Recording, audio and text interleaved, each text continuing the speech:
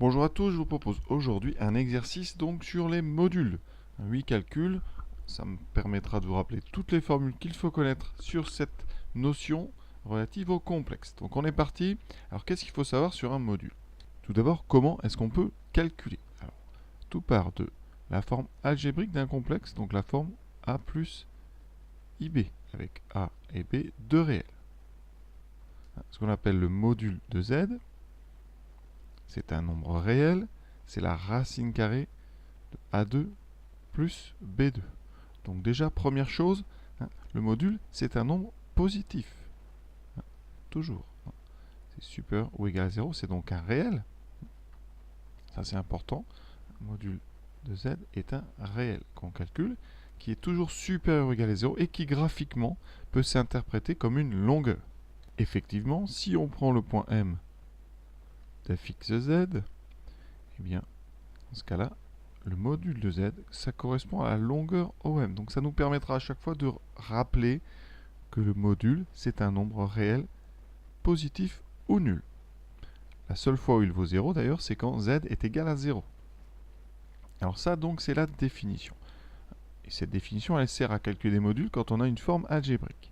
Donc deux choses à se rappeler. Module de A plus IB, c'est racine de A2 plus B2. Et module de Z appartient à R+. Alors les propriétés qui vont nous servir et qui sont très très importantes, notamment dans cet exercice, c'est les propriétés sur le produit et les propriétés sur les quotients et les puissances. Alors première chose, le module de Z fois le module de Z', si on prend Z et Z'2 complexes, eh bien c'est le module de Z fois le module de Z'. Donc en français, le module d'un produit, c'est le produit des modules. D'accord? Deuxième chose, sur un quotient. Le module d'un quotient, c'est le quotient des modules. Bien évidemment, ici, il faut que Z' soit non nul. Et ces propriétés en entraînent une autre. Le module d'une puissance, Z puissance n, c'est module de Z à la puissance n.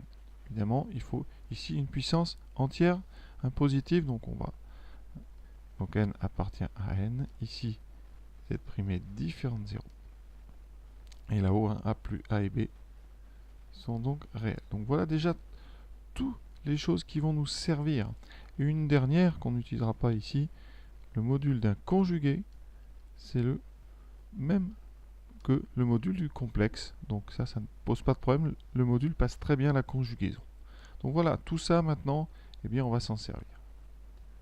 Et je rajouterai une dernière propriété qui découle vraiment des autres, mais c'est quand on a le module d'un complexe avec un moins devant ici, mais on peut très bien enlever le moins, puisque module de moins z, c'est module de moins 1 fois module de z, donc c'est module de z, parce que vous savez bien que module de moins 1, c'est égal à 1.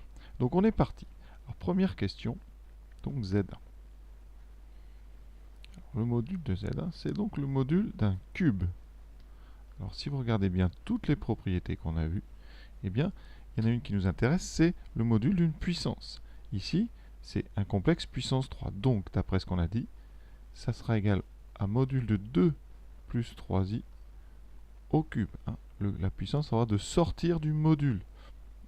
Pourquoi c'est intéressant? Parce que ça veut dire qu'on a juste à calculer tranquillement le module de 2 plus 3i et après à le mettre au cube. Donc module de 2 plus 3i, qu'est-ce que ça donne? D'après le cours, c'est le module de a plus ib, d'accord? Donc ça sera la racine carrée de 2 au carré plus 3 au carré. Surtout, on ne met pas le i là-dedans et on met bien un plus entre les deux carrés. Ça donnera la racine carrée d'une somme, donc 4 plus 9, donc racine de 13. On obtient donc ici racine de 13 au cube. Alors racine de 13 au cube, on peut un petit peu le transformer, parce qu'un cube c'est un carré plus 1, donc ça veut dire que racine de 13 puissance 2 plus 1, je sépare donc en racine de 13 au carré fois racine de 13. Et ça me donne donc racine de 13 au carré 13, 13 racine de 13. Donc vous voyez tout ici l'intérêt de cette formule avec les puissances.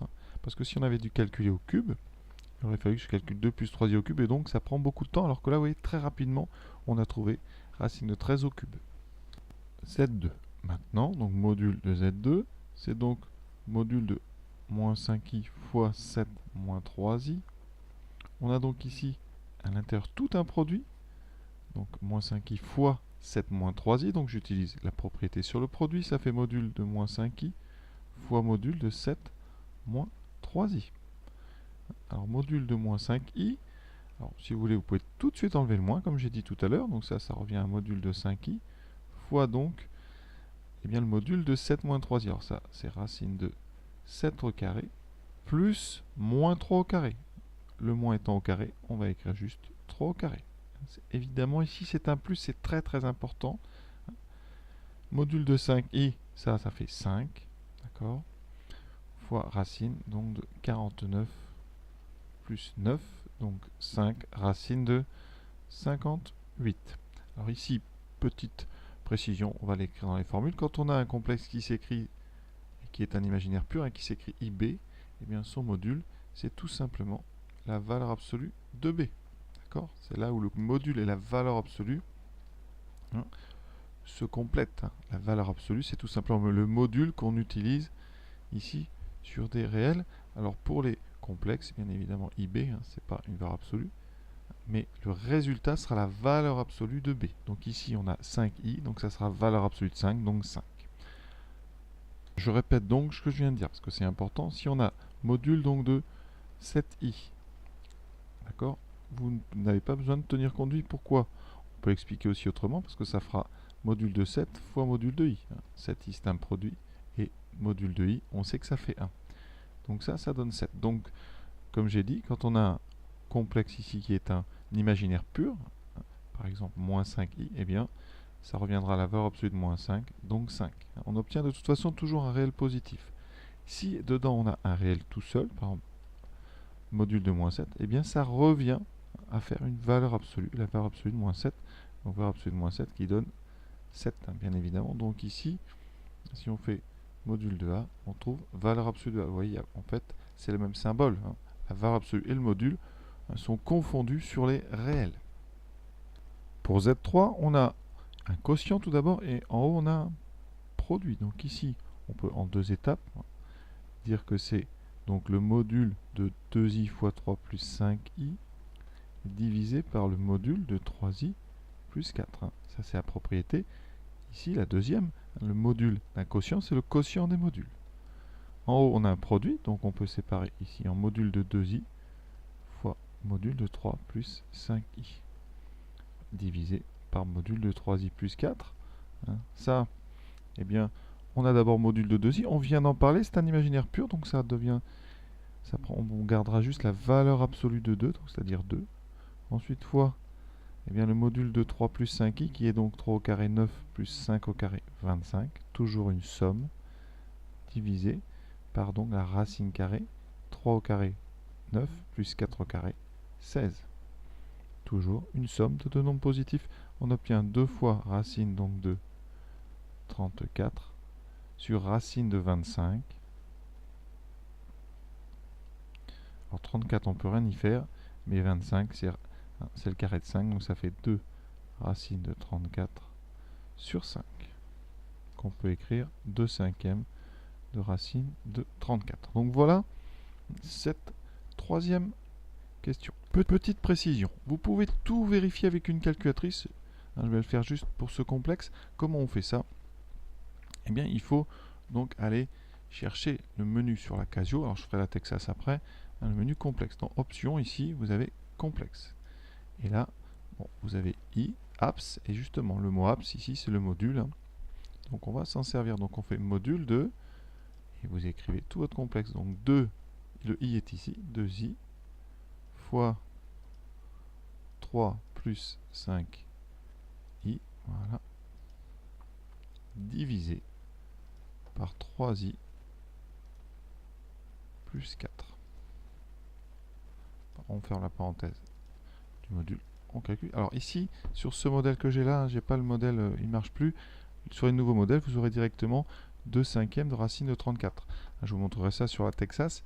Ici, je vais quand même vérifier, regardez, 2 racines de 34, 2 fois racine de 34, voilà, divisé par 5, et vous voyez qu'on trouve la même chose. Donc, c'est une façon de vérifier tous les calculs de modules. Voilà donc la Texas. Donc, je vais chercher le menu sur les complexes, donc je vais dans maths, et vous avez ici CMPLX, et donc complexe. Et là, je vais chercher donc apps, voilà. Et je vais faire la même chose. Vous voyez là, il y a les deux barres, hein, et donc 2i. Alors le i, vous le trouvez ici au-dessus du point ici, donc seconde i, voilà, multiplié par 3 plus 5i, divisé par 3 plus 4i. Et c'est déjà fini. J'ai plus qu'à valider. Et vous voyez, ah, je pensais qu'il écrirait ça avec une racine carrée. Non, mais écoutez, il le met comme ça. Donc, ça donne bien 2/5 de racine de 34. Voilà, et vous donc, je répète, vous pourrez vraiment calculer tous les modules que vous voulez sans aucune difficulté. Donc, il n'y a pas de raison que vous rendiez une copie avec une faute sur ce genre de calcul. On passe maintenant au numéro 4. Il s'agit du calcul d'un module d'un inverse. Donc ici, c'est module donc, de 1 sur moins 3, moins 5i puissance 4. Donc on a déjà un inverse, ça sera donc module de 1 qui vaut 1 sur module de moins 3, moins 5i à la puissance 4. On a dessous le module d'une puissance, donc on a dit les puissances peuvent sortir tranquillement du module. Donc module de moins 3, moins 5i à la puissance 4. Voilà, on a quasiment terminé. Maintenant, module de moins 3i, moins 5i, c'est racine carrée de donc moins 3 au carré, 9, plus, c'est obligatoirement un plus, le carré de moins 5 qui vaut 25. On obtient 1 sur racine carrée donc de 34 puissance 4. Alors combien vaut 34 puissance 4? Eh bien, 34 puissance 4, c'est 1 puissance 4, donc c'est donc le carré deux fois. D'accord? Donc c'est racine de 34 au carré fois racine de 34 au carré. Ce qui fait 34 fois 34. Donc il nous faut le carré de 34. Alors voilà, 34 au carré. Oh, il manque le 4. Ça donne 1156. 1156. Vérifions sinon une dernière fois avec donc la calculatrice. Vous essayez sur une Casio. Voilà, on va pas le faire pour chaque, mais ici, donc on écrit 1 divisé par moins 3 moins 5i puissance 4. On valide et on obtient ici donc, alors c'est un tout petit nombre parce que là moi j'ai 1156, comme il était dessous, hein, je vais inverser ce nombre, 1 divisé par donc dernière réponse, voilà, et on obtient effectivement 1156. Donc voilà, parfait. Aux autres 5, c'est un calcul simple. On a à l'intérieur un complexe sous sa forme algébrique. Donc on a bien du ici A plus BI ou A plus IB. Ça donnera donc racine carrée de A2 plus B2. Et j'insiste, hein, dans le A, donc ça fera 5 racine de 7. Et dans le B carré, vous ne mettez pas le I, hein, d'accord? C'est important, hein, certains le mettent. Donc vraiment, on fait très attention. Ce qui donne donc racine carrée 5 racine de 7 au carré. Le 5 est au carré, 25 fois la racine de 7 au carré qui donne 7, plus ici, donc racine de 5 au carré, 5 sur le carré de 2, 4. Alors, combien ça donne ceci? Alors, on va tout mettre au même numérateur. 7 fois 25, ça fait 175. Donc, on aura 175 fois 4, plus 5, le tout sur 4. D'accord? Donc, on va pas s'embêter là. On pourrait très bien le faire de tête. Mais 4 fois 175 plus 5. 705 sur 4, donc racine de 705 sur 4. Alors on peut sortir le 4 parce que c'est un carré, ça fait donc racine de 705 divisé par 2. Module de Z6, c'est le module d'une puissance, donc là on va commencer à accélérer ici, ça fait donc racine de 6 plus 5 dans le module, et la puissance est sortie. Donc on va calculer le module de racine de 6 plus 5i, qui fera donc le carré de racine de 6, 6, plus le carré de 5, 25 à la puissance 4. Ce qui me donne ici racine de 31 puissance 4. On a vu ça tout à l'heure avec le 34. Ça donnait donc racine de 31 au carré. Encore, donc, fois racine de 31 au carré, donc 31 fois 31, qui donne donc 961. On passe maintenant à Z7. Alors c'est le module d'un produit. Alors il y a un petit moins devant ici. Hein. J'ai fait une remarque tout à l'heure, le module de moins Z c'est le module de Z, donc ce moins vous pouvez très bien ne pas en tenir compte. Ça c'est très important. Sinon vous séparez en 3, ça fait module de moins 1, fois module de 5i plus 1, fois module de racine de 3 moins 2i. D'accord? On a ici un produit, donc le module d'un produit, c'est le produit des modules. Alors module de moins 1, j'en ai déjà parlé, moins 1 est un réel, ça devient donc la valeur absolue de moins 1, donc 1. Fois le module de racine de 5i plus 1, alors ici vous pouvez le remettre dans l'autre sens, hein, ça revient au même, ça fait ici 1 plus 5i, donc ça fera racine carrée de 1 au carré, donc 1 plus 25. Fois ici le module de racine de 3 moins 2i, qui sera donc carré de racine de 3, 3, plus moins 2 au carré, hein, toujours un plus, ça fera 4. On obtient donc racine de 26 fois racine de 7. Et donc 26 fois 7, ça fait 182, donc ça fait racine de 182. On est déjà au dernier. On a ici le module d'un quotient. Donc ça sera le quotient des modules. Donc module de 3 plus i racine de 11 sur le module de 3i moins racine de 11. Alors, qu'est-ce qui peut gêner? Alors en haut, rien du tout. Hein. C'est la racine carrée. Donc de 3 au carré, 9 plus racine de 11 au carré, donc 9 plus 11. Dessous, bon, le complexe est écrit, il n'est pas dans le bon ordre. On a 3i moins racine de 11. Donc si vous voulez le mettre dans le bon ordre, ça revient. Hein. Alors je vais écrire ici. Ça ne doit pas vous gêner, mais si ça vous gêne, vous remettez dans, ça fait moins racine de 11 plus 3i.